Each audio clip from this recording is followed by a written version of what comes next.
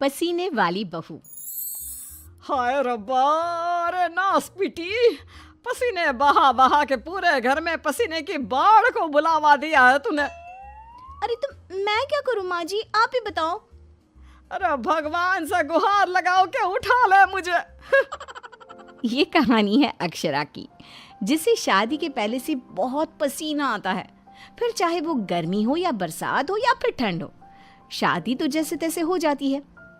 अक्षरा के पति रणवीर को ये बात पता नहीं होती कि अक्षरा को इतना ज्यादा पसीना आता है, और ना ही उसकी सास कौशल्या और ससुर ब्रिजमोहन को पता था।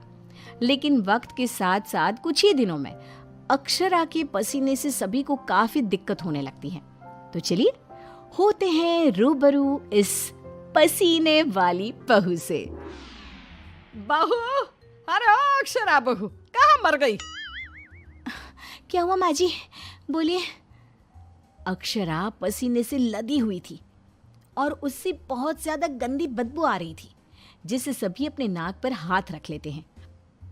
हाय रब्बा, इतनी गंदी बदबू तो गटर की भी नहीं आती। सीरियसली यार अक्षरा, तुम्हारे पसीने की बदबू दूर दूर तक आ रही है। तो मैं किसी बर्फीले इग्लू में बैठकर खाना नहीं बना रही हूँ। इतनी गर्मी है, 2 मिनट गैस के सामने खड़े रहो तो पूरा पसीने से नहा लेते हो आप। इतनी भयंकर गर्मी है, अगर इतनी प्रॉब्लम है तो लगा लो ना रसोई में भी एसी। हाँ हाँ लगा लेते हैं। वैसे भी तेरे मायके वालों ने हमें ट्रक भर के नोटों की गड्डी जो दी है, हैं? क्या बात करती है? मैं भी चूल्हा चौका कर चुकी हूँ, लेकिन इतना पसीना मुझे तो कभी नहीं आया। ऐसे ही एक दिन कौशल्या देखती है कि खाना बनाते समय अक्षरा के माथे का पसीना टपक कर कढ़ाई में गिर रहा है। हाय रब्बा, अरे करम जलियों की महारानी, ये देख, देखिए तेरे पसीने की टंकी का लीकेज बह के अब हमारे खाने में भी टपक रहा है। अब अपना खारा पानी तू नमक के तौर पर इस्तेमाल करेगी क्या हमारे खाने में? माँ जी, मैंने जानबूझकर नहीं किया है। और रही बात पसीने की टपकने की, तो इसी बहाने ये घट्टी की सब्जी ना और भी नमकीन और स्वादिष्ट हो जाएगी मेरे पसीने की मिलावट से। छी छी छी छी, मैं जा रही हूँ बाथरूम, क्योंकि मुझे तो तेरी बातों को सुनकर और ये खाना देखकर ही उल्टी आ रही है। आज तो कुछ नहीं पकाएगी। आज हम तीनों तुझे छोड़कर बसंत भोजनालय चले जाएंगे। तू अकेले ही चखते बैठ अपने पसीने से भरे हुए ये व्यंजन। अगले दिन जब रणवीर दफ्तर से घर आता है, तभी वो अपने कमरे में अक्षरा से कहता है, अक्षरा, कल बॉस की वाइफ का बर्थडे है, इसलिए उन्होंने हमें खास न्योता दिया है, तो तुम और मैं कल पार्टी में जाएंगे। मैं ब्लैक कोट पहनूंगा, तो तुम ब्लैक साड़ी पहन लो। ओके पति जी, और कोई आदेश? नहीं नहीं, आदेश नहीं, लेकिन एक रिक्वेस्ट है। वैसे तो पार्टी में एसी होगी, लेकिन फिर भी ना तुम पूरी परफ्यूम की बोतल को अपने ऊपर छिड़क के ही चलना। एक क्या, मैं तो कहता हूँ अब 5 चाय बोतल को छिड़क लो ना, क्योंकि अगर किसी ने तुम्हारे पसीने की बदबू को सूंघ लिया ना तो फालतू में सीन क्रिएट हो जाएगा वहां पर, ठीक है? मुंह टेढ़ा करके अक्षरा जवाब देती है, ठीक है, लगा लूंगी, खुश। अगले दिन पार्टी के लिए अक्षरा सच में 5 परफ्यूम की बोतल को अपने ऊपर छिड़क कर सज धज के रणवीर के साथ पार्टी में चली जाती है।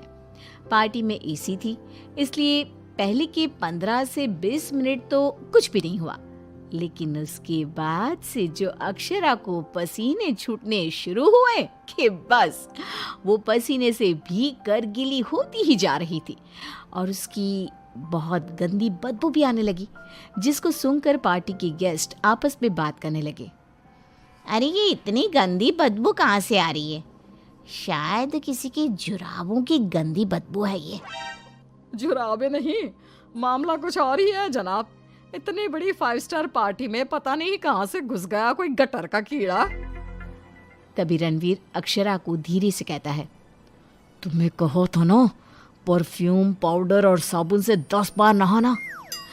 लेकिन तुम्हें तो पता है ना कि मुझे पसीने छूटते ही हैं, चाहे कितना भी कुछ भी कर लूं। और उनकी ये बात बगल में खड़ी एक बूढ़ी औरत सुन लेती है और वो बवाल मचा देती है। अरे बाप रे, ये गंदी महक तो यहाँ से आ रही है। रणवीर की बीवी से देखो तो पूरे कपड़े भीग गए इसके पसीने से। सभी रणवीर और अक्षरा पर बहुत हंसते हैं। रणवीर घर जाने के बाद अक्षरा को खूब डांटता है। मिला देना पानी में मेरी पूरी मेहनत से कमाई हुई इज्जत।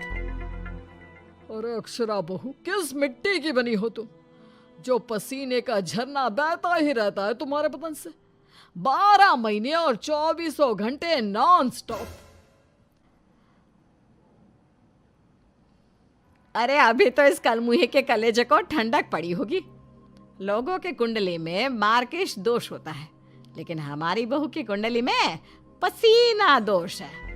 अक्षरा को अपने ससुराल वालों की बातें सुनकर बहुत बुरा लगता है, लेकिन फिर भी वो कुछ नहीं कहती और अपने पसीने बहने को अपनी गलती मानकर चुप रह जाती है।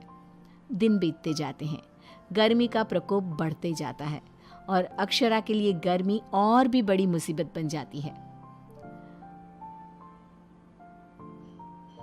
उसे पसीने से पूरे हाथ, पांव, गले, चेहरे और बदन पर घमौरियां आ जाती है, जिसके कारण उसे खूब जलन महसूस होती है। बहुत जलन हो रही है। माँ जी ने एसी का रिमोट भी छुपा के रखा है, इसलिए ताकि मैं एसी ना लगाऊं और बिजली का बिल बच जाए। मम्मी जी, बहुत आग लग रही है। अक्षरा जाकर बाल्टी भर पानी अपने आप पर डाल देती है, तब जाके उसे थोड़ी सी राहत मिलती है। अक्षरा के पसीने से तंग आकर कौशल्या अब दिन रात घर में अगरबत्ती और अरोमा कैंडल जलाती। अच्छा हुआ जो रणवीर ने ये खुशबू वाली मोमबत्तियां ला कर दी, इनसे हर जगह अच्छी महक आ रही है। हाँ कौशल्या, बड़ी अच्छी सुगंध है, अगरबत्ती और मोमबत्ती दोनों की भी। लेकिन तभी वहां पर बाजार से सामान लाकर पसीने से लदी हुई अक्षरा आ जाती है और उसके पूरे बदन से बदबू आ रही थी और बाल तो पूरे पसीने से भीग गए थे और फर्श पर पसीने की बूंदें भी टपक रही थी। और ये बदबू इतनी तेज होती है कि मोमबत्ती और अगरबत्ती की महक को फेल कर देती है। हाय रब्बा, आ गई करम जली। इसके बदन के पसीने ने तो इतनी महंगी सुगंध वाली मोमबत्ती और अगरबत्ती के खुशबू के दांत भी खट्टे कर दिए। बाहर इतनी भीषण गर्मी है मम्मी जी, ऐसा लग रहा है मानो हम किसी ओवन में बंद हो गए हो और केक की तरह बेक हो रहे हो। उफ। दिन ब दिन अक्षरा का पसीना दुश्वार कर देता है सबका जीना।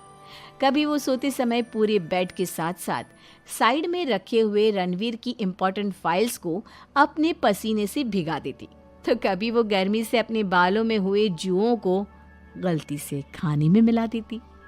हाय रब्बा, आज तो हद ही हो गई, खाने में जुए। अक्षरा बस बहुत हुआ, अब और नहीं। अब तुम सीधा अपना बैग पैक करो और अपने मायके शिफ्ट हो जाओ। बिल्कुल सही कह रहा है रणवीर, हमें नहीं चाहिए ऐसी पसीने वाली बहू। अक्षरा रोने लगती है और कहती है, ठीक है मैं चली जाती हूँ, फिर कभी इस घर की दहलीज पार नहीं करूंगी, बाय। अक्षरा रोंदी सूरत लिए घर से निकल जाती है। शाम में जब रणवीर अक्षरा के मायके फोन लगाता है, तब उसे पता चलता है कि अक्षरा तो अब तक घर गई ही नहीं। इस बात को सुनकर रणवीर, कौशल्या और ब्रिजमोहन तीनों डर जाते हैं और चिंताग्रस्त हो जाते हैं। हायो रब्बा, अब कहाँ ढूंढे हम अक्षरा बहू को। मुझे एक जगह पता है मम्मी, जब भी अक्षरा का मूड ऑफ होता है तो वो वहीं पर जाकर बैठती है। रणवीर, कौशल्या और ब्रिजमोहन तीनों एक नदी के किनारे जाते हैं, जहां रात के अंधेरे में अक्षरा नदी की साइड की बेंच पर बैठे हुए बिलख बिलख कर रो रही थी। रणवीर तुरंत जाकर अक्षरा के गले लग जाता है और उससे तीनों माफी मांगते हैं। अक्षरा, हमें माफ कर दो, तुम्हें पसीना आना नेचुरल है, लेकिन तुम जानबूझकर नहीं करती हो ये, और हमने तुम्हें गुस्से में क्या क्या नहीं कहा। हाँ अक्षरा बहू, प्लीज माफ कर दे बेटा। तेरे इस पसीने को ना मैं यूं मिनटों में चुटकी बजाकर आयुर्वेदिक और घरेलू उपायों से भगा दूंगी, तू देखना बेटा। हाँ, और अगर उससे भी ना होए तो मेरे पहचान में मेरा एक डॉक्टर दोस्त है, तुम्हारे इस पसीने की तकलीफ का हम सब मिलकर डट कर सामना करेंगे। Thank you. देर से ही सही आप लोगों को मेरा दर्द समझ में तो आया। मैं बहुत लकी हूँ कि मुझे आप जैसे ससुराल वाले मिले। इस तरह ससुराल वाले आयुर्वेदिक उपायों से अक्षरा के पसीने की तकलीफ को मिटा देते हैं और अब उसे मामूली पसीना ही आता है और वो एक सुखी और चैन भरी जिंदगी बिताने लगती है।